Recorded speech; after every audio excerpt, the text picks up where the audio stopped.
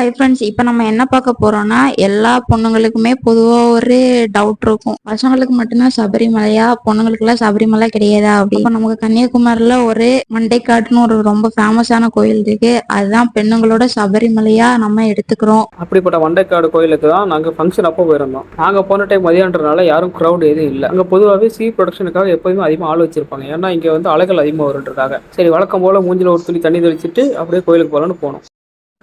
இந்த கோயில் திருவிழா 10 நாள் நடக்கிறதுனால பக்கத்து மாவட்டத்திலேருந்து கூட கடை புறக்காக இங்கே வருவாங்க. நம்ம குல வழக்கத்தின்படி வேடிக்கை தான் பார்க்கணுமே தவிர வாங்கக்கூடாது.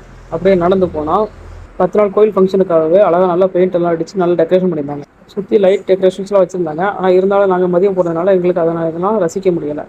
கோயில் என்னதான் தமிழ்நாட்டில் இருந்தாலுமே இங்கே கேரளாக்காரங்க தான் அதிகமாக வருவாங்க. இதுக்கு ஒரு எக்ஸாம்பிளாக சொல்லணும்னா என்னோடய ஒய்ஃப் ராஜி. நீங்கள் இதுக்கு முன்னாடி கேரளாவில் இருக்கிற கோயிலுக்கு அல்லது நாகர்கோயிலில் இருக்கிற கோயிலுக்கு வந்திருந்தீங்கன்னா அங்கே உங்களுக்கு ஒரு சேஞ்ச் ரொம்ப ஈஸியாக தெரிஞ்சிருக்கும். அவங்களோட வழிபாட்டு முறையே வேறு மாதிரி இருக்கும். நம்மளுக்கு தமிழ்நாடு மாதிரி இருக்காது. இங்கே திருநீர் சந்தனம் கொடுக்கறது கூட கையில் தர மாட்டாங்க, வாழை இலையில தான் வச்சு கொடுப்பாங்க. இந்த கோயிலுக்கு நீங்கள் வரணும்னு நினச்சிங்கன்னா நாகர்கோயில் குளத்து பஸ் ஸ்டாண்ட்லேருந்து குளச்சல் போகிற எல்லா பஸ்ஸும் இங்கே நின்று தான் போகும். இங்கே என்ன வேண்டுதல் வச்சாலும் அப்படியே நடக்கும்னு சொல்லுவாங்க. அதுக்காக தான் நாங்கள் கடை ஓப்பன் பண்ணுறதுக்கு முன்னாடி ஒரு தடவை இங்கே வரணுன்றக்காகவே வந்திருக்கோம். இந்த வீடியோ உங்களுக்கு பிடிச்சிருந்தா சப்ஸ்கிரைப் பண்ணிக்கோங்க. இங்கே வரணும்னு நினைக்கிற உங்கள் ஃப்ரெண்டுக்கு ஷேர் பண்ணுங்கள்.